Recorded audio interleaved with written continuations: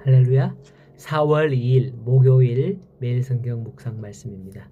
오늘 말씀은 요한복음 19장 17절에서 27절의 말씀입니다. 어느 날 한 청년이 법정에 섰습니다. 그는 가난과 어려움 속에서 절도죄를 저지르고 말았거든요. 그런데 그날 재판을 맡은 판사는 놀랍게도 그 청년의 아버지였습니다. 법정은 조용해졌습니다. 사람들은 생각했습니다. 아버지니까 봐주겠지? 하지만 판사는 엄숙하게 판결을 내렸습니다. 그 청년에게 법대로 벌금 100만 원 선고했습니다. 우리야 100만 원 별로 안 되네 라고 생각하겠지만은 가난하게 어려움 속에서 절도죄를 저지른 청년에게 100만 원은 엄청난 거잖아요. 그때 판사의 아들은 고개를 떨구었습니다. 돈이 없었기 때문에 감옥을 갈 수밖에 없습니다. 몇 개월이라도 말이죠. 그때 판사는 망치를 내려놓고 자리에서 일어나 판사복을 벗었다 그래요. 그리고는 피고석으로 내려와서 말을 했습니다. 나는 판사로서 너를 유죄 판결했다. 하지만 아버지로서 그 벌금을 대신 내겠다. 그리고 자신의 돈으로 벌금을 모두 지불했다고 해요. 이 이야기는 십자가의 본질을 잘 보여줍니다. 하나님은 공의로우신 재판관이시기 때문에 죄를 그냥 넘기시지 않으십니다. 동시에 사랑의 아버지이시기 때문에 우리를 또한 포기하지 않으신다는 거죠. 그래서 예수 그리스도께서 십자가에서 우리가 받아야 할 형벌을 대신 받으신 거죠. 십자가는 죄를 그냥 넘어간 사건이 아니라 죄값을 하나님이 직접 내려와 대신 치르신 사건입니다. 오늘 말씀 내용은 예수님께서 사형 선고를 받아 십자가에 달리심으로 마침내 십자가형이 집행되는 내용이에요. 십자가는 당시 로마의 반역자나 강도와 같이 흉포한 자들만 처형하는 데 사용하는 사형 방식이었습니다. 때문에 십자가는 당시 사람들에게 수치의 대명사였죠. 오늘날 우리는 십자가 목걸이, 십자가 귀걸이 등등 장신구를 합니다마는 사실 십자가 자체가 귀한 것은 결코 아닙니다. 예수님께서 십자가에 달리실 때 좌우편에 두 강도가 함께 못 박혔습니다. 그들의 십자가는 수치스러운 사형틀에 불과한 것이었으나 예수님의 십자가는 사실 의미가 달라집니다. 우리에게 구원을 주시는 하나님의 능력이 된 것이죠. 그렇습니다. 가장 수치스러운 것이 가장 은혜로운 것으로 바뀌게 된 것이죠. 이처럼 오늘날 우리가 수치라 여기는 그런 일들이 있는데 이런 것들을 누구나 하기 싫어합니다.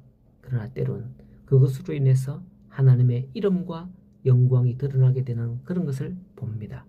우리를 위해 스스로 그 수치의 십자가를 지신 예수님을 생각하며 우리에게 당하는 일들에 있어서도 예수님의 마음으로 감당할 수 있으면 좋겠다 하는 그런 생각이 듭니다. 19절 이하에 보면 빌라도는 예수님의 십자가 위에 나사렛 예수 유대인의 왕이다 라고 썼습니다. 이 편은 히브리어, 로마, 헬라 말로 기록되었다고 하죠. 물론 빌라도가 이처럼 세 개의 언어로 기록한 것은 아마도 세계 각지에 흩어져 사는 유대인들이 예루살렘 유월절을 맞이해 예루살렘에 왔고 또한 예루살렘에는 이방인들 찾아왔으니까 그들을 위한 조치였던 것으로 생각이 되어집니다.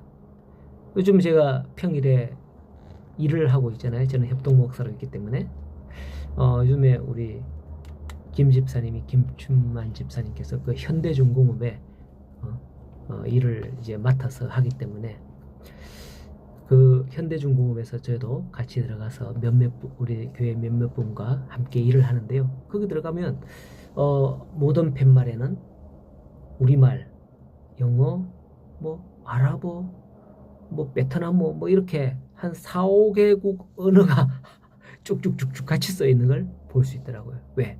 그들도 보고 그들도 읽어야 안전하게 작업을 할 수 있으니까 말이죠.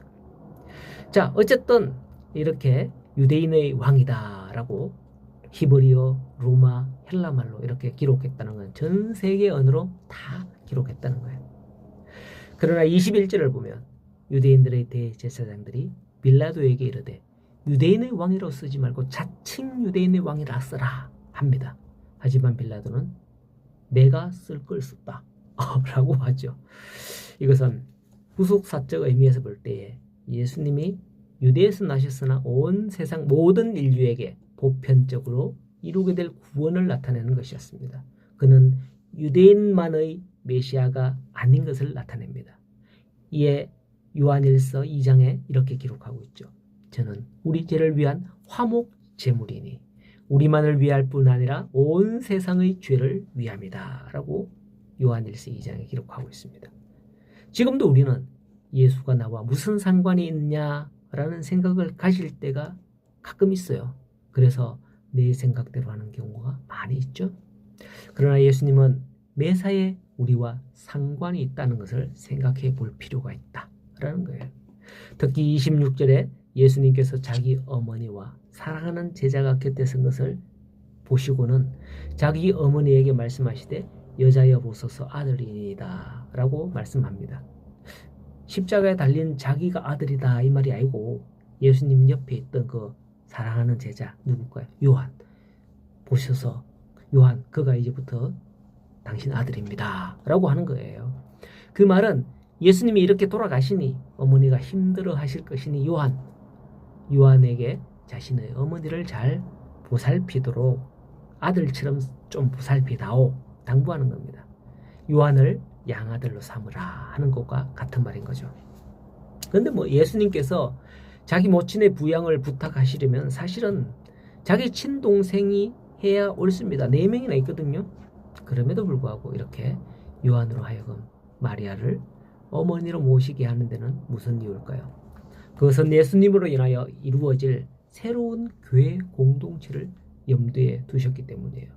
장차 성령 강림으로 말미암아 이루어질 교회 공동체에 속한 사람들이 혈연 관계를 초월하여서 새로운 가족 관계임을 이 사건에서 보여주는 겁니다. 그렇습니다. 교회에서 직분 외에 형제님, 자매님이라고 부르기도 합니다.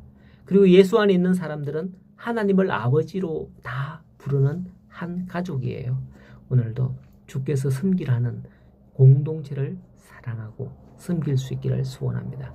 예수님께서 그를 위하여 십자가를 지셨습니다.